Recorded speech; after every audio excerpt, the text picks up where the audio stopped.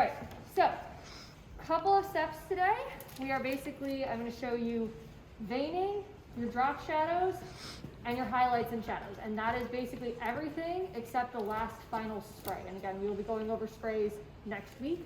But for today, we're just going to go through those steps. So veining, we talked a little bit about kind of how marble was formed. And again, the thing with veining, similar to graining, you don't want to go too crazy with it, especially as you start going. It gets very exciting and very fun. Maybe you won't have that problem, I do. But oftentimes the temptation is to overdo it on the veins.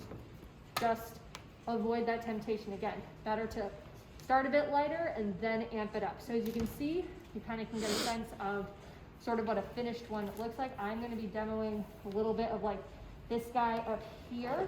So I'd recommend coming in with the party. These techniques all today are going to be using a white and a black that's just been watered down a little bit. Here's the other key. You guys are going to be mixing down your own black and white. So I have these guys as samples of what you want the consistency of the paint to be. Now, there's a couple ways you can, all of this is going to be adding water. That's all you're going to be doing. You're going to take a little bit of white, you're going to take a little bit of black, you're going to add some water. To figure out how much you want, there's a couple of ways to do it.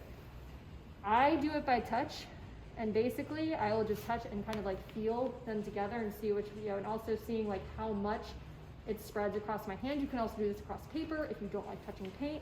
Another way to do it is you can take, it's a little bit hard with this one because I don't have much in here, but make it give it a stir, but also see how it runs off the stick. Some people in some shops, they like to be a little more formulaic. They're like, oh, you want like 2 parts water to 1 part paint. I'm not that exact because it almost never works out like formulaically like that, especially with water. So my recommendation is either look at how it runs off the stick, actually touch it, kind of let it feel it in your hands. This should not need too much water. You just want enough that when it moves, and you can see it against thick paint. Thick paint, the paint you guys have been using for the most part has been very like thick. It would like glop off this. Whereas this kind of just has a nice steady drip, but it's not as water, like a wash would be like right off the stick. So again, I do it by touch, you can do it by stick. Another way to do it if you want is, there are index cards downstairs. You want to take a little brush or take your finger and actually spread it across the index card and look at it that way. You just have to wait till it dries that way. So those are kind of like 3 ways that when you're mixing down your paint, you can get the consistency you're looking for. But I want you guys to start getting used to, you don't need a lot. When you take, I brought some cups and stuff up here. When you take your black and white, you only need like that much black and white tops. And I've left measuring cups by the sink. Fill up the cups, put water in gradually, stir, and check. Don't just put it under the sink and be like, oh, let's see if it works. There are cups, keep it gradual, it should take but a few minutes to kind of get the consistency, but you want to try and get it so it's a little bit thin, has a little bit of a run, but isn't a wash. Make sense? Okay, great. So, what are we doing? We're doing veining. Okay, so, and you're basically going to use this for all of these steps that I just described. So, for veining, you're going to have a few tools. You use your purdy.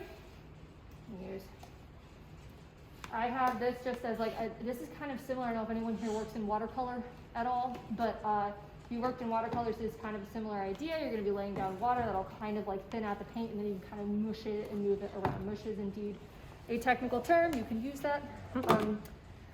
So basically, I'm kind of focusing on this vein up here, and you can kind of see like if you've laid down your spatter right, you can kind of use that to follow and create a guide.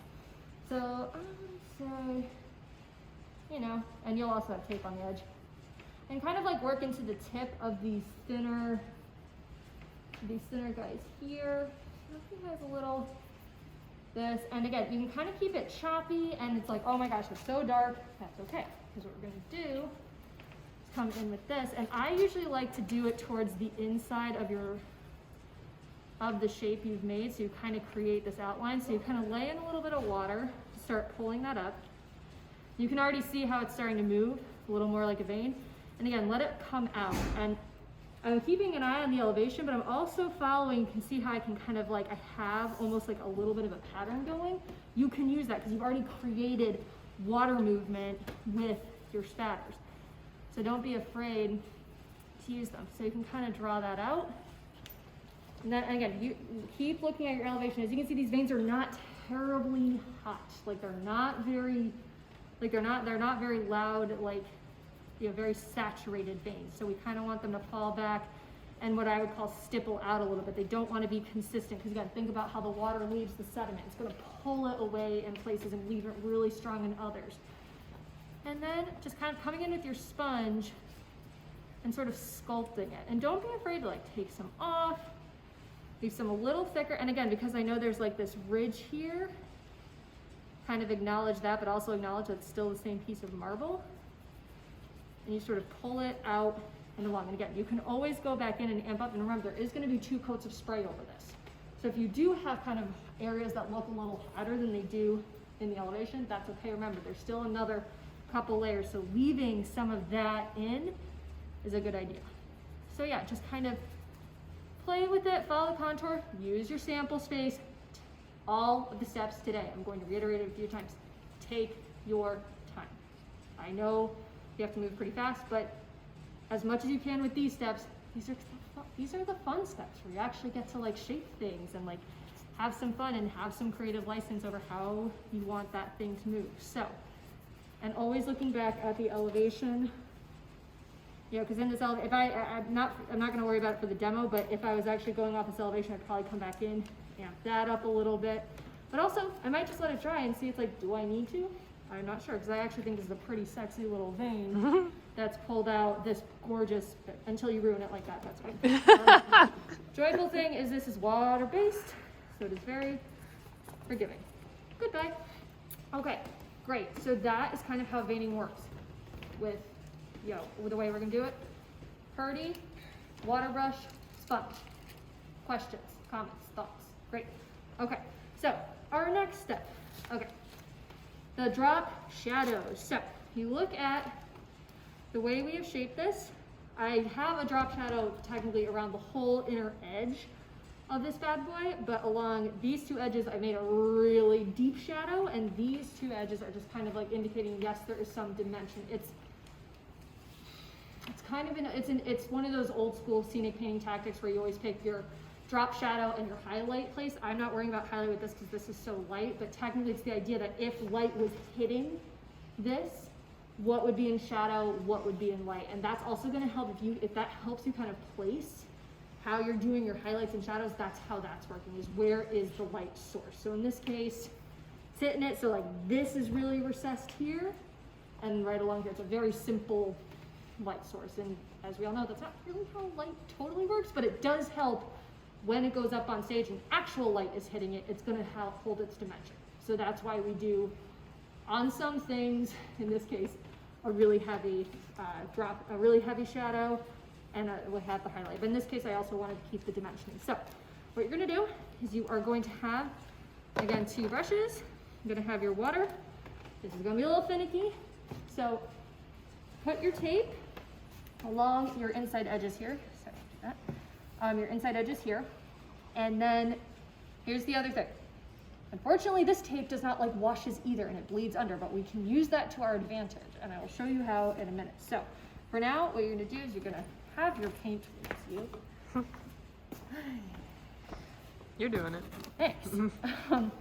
So we have super dark edge here and super light. So I'm going to start with the super light one over there, so I'm going to have to ask people to shift their position so they'll be able to see. Again, I would use the same brush. You have your water. This is going to need a lot more water. And just carefully, so this is my lighter edge, I'm going to come in and I'm just going to follow. Also, please tape and do this after you've done your veining. Up here, because I was trying to sample that, I did it before I did the veining up there. Don't do that. Do all your veining and then do this shadow step. So I'm going to run it down, run it out, then come in with my water and start pulling it out and pulling it down. Okay? Again, you can always come back in, fix up your veining, whatever, it'll probably be fine. But you just want to keep pulling it out until it's pretty light, because this is the light side. Like when you look at the elevation, this is just a very light shadow meant to show some dimensioning. So what we want to do is kind of not have it look like a really harsh line. We want it to look like it's fading out from underneath. Does that make sense? Like as if it had just a little bit of dimension. So I'm gonna come in, I'm getting it pretty watery because that's my style. I always end up over watering because all the shadows, I'm like, no, you're not gonna work, and then it works fine. So that's kind of for the lighter one. You want it to be about that level. Mine dried a little stripey up here. Be careful of that. You want it to be a little bit softer. Like, and that's always the balance. And you can look at the elevation. It's like you want a little bit heavier value close at the edge, and then it sort of softens out slightly without losing what's giving it that dimension. Does this make sense? Okay, so for the darker, same idea, you just gotta get a little darker. And again, this might take a couple coats. This might take a little bit of, as we would say, zhuzhing. Again, technical term. But you wanna come in, this one, since I know this wants to be deeper, I'm gonna lay this down a little bit heavier. And then, I usually try and draw across my body with working ambidextrous. So work across your body like we've been doing with lining before. And again, just get as much water as you need and just play with pulling this out. Again, you want to leave it a little bit darker because this is going to be our drop shadow, but what we're trying to get rid of is kind of that hard edge.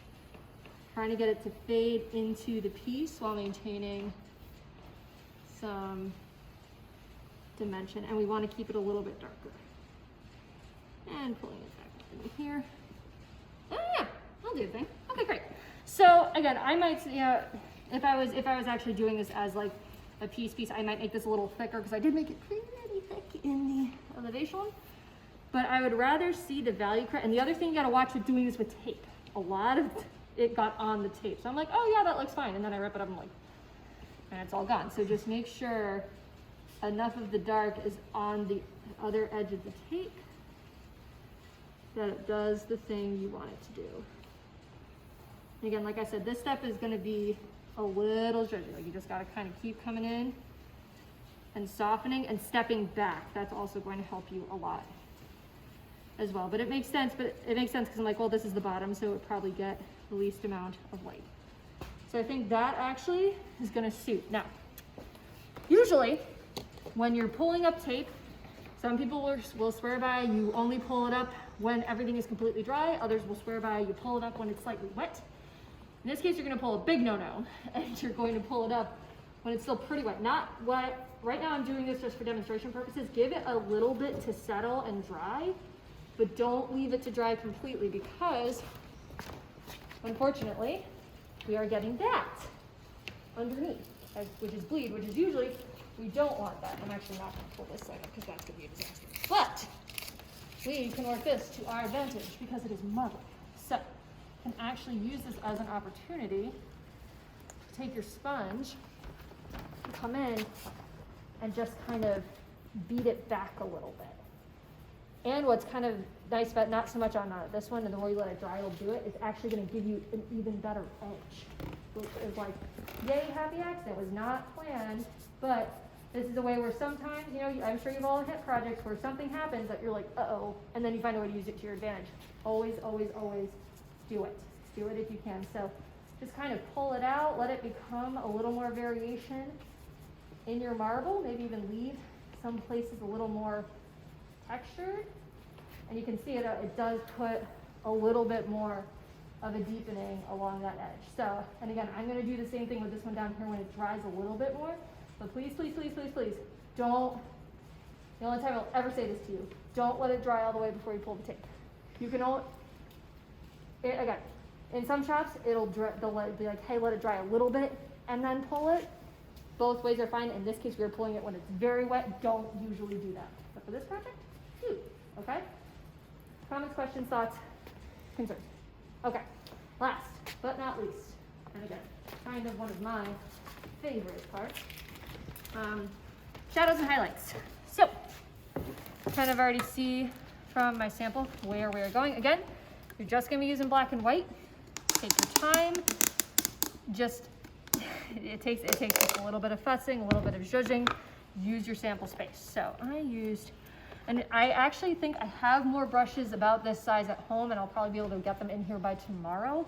But for now, this is kind of what we got, and just the size, this is the best size that works. So I would recommend starting with the highlights because if you work light to dark, it's easier to carve with the dark than trying to cover over with the light. Does that make sense?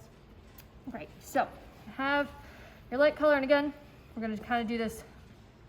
Actually, I swapped these. Yeah, hold on. So you're gonna have your water brush, and you're gonna have your paintbrush, and you're gonna go off of this elevation. This elevation is your guide, and it's gonna tell you where your highlights sit. So you sort of come in, and I can see, okay, I've got a really hot spot there, really hot spot there. So I'm gonna lay in a nice hot spot here. And then I don't want it to have too hard of an edge for now. So I'm gonna come in, again, just kind of blend it back. It's similar again to what you were already doing with the drop shadow, what you were doing with the veining, and now we do it with your shadows and highlights. And the way to think about it is you start by like laying them in.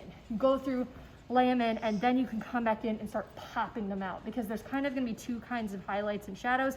There's the really deep ones, or the really bright ones, and then there's kind of places where it's like, oh, the petal's a little, like here, this petal has a little bit of lightness going on. So first it has like this vein that's very hot.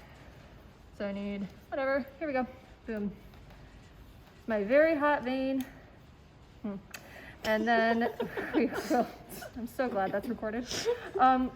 So then we have this very bright place here, but around it is kind of more of this like, you know, it's just brighter, but it's not that, it doesn't have that heat. It doesn't have that, you know, that intensive value. Again, we're thinking about value and saturation.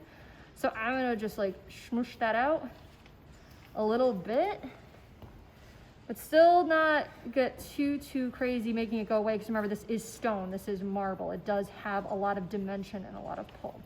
So you can see already just doing that, how much more that petal has character, has life. Again, same idea with the shadow. And I'm gonna say with the shadow, be extra careful, because it's gonna wanna be like dark and heavy immediately. And also with this particular black, for whatever reason, once you hit it with water, it does go very suddenly washy. So it only has two settings. So just again, take your time, lay it in, come back around. It's gonna take a little bit of time. So for this, I see, I'm actually gonna move over here because these have much deeper shadows over here.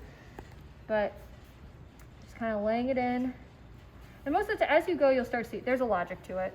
You'll see, it's like, okay, yeah, I know it's like mostly in between the petals, mostly where the petals lie on top of the leaves. And again, you just pull out the color and just keep kind of, and again, you can, like with the shadow, you can just kind of keep it coming around and things like that. And just zhuzh out as you go. So, and again, same idea. There's gonna be places with really deep shadows. There's gonna be places that are clearly a little bit shadow, like they have a little bit of dimension, but they're not as deep. And you can come in and keep building until you're happy with it. And you also have these great guides of the marker. And also, other thing to keep in mind, there is gonna be a bit of shadow all around the flowers because they are carved up. They're in relief. So that is something to bear in mind. Okay, so hey, I think that's everything.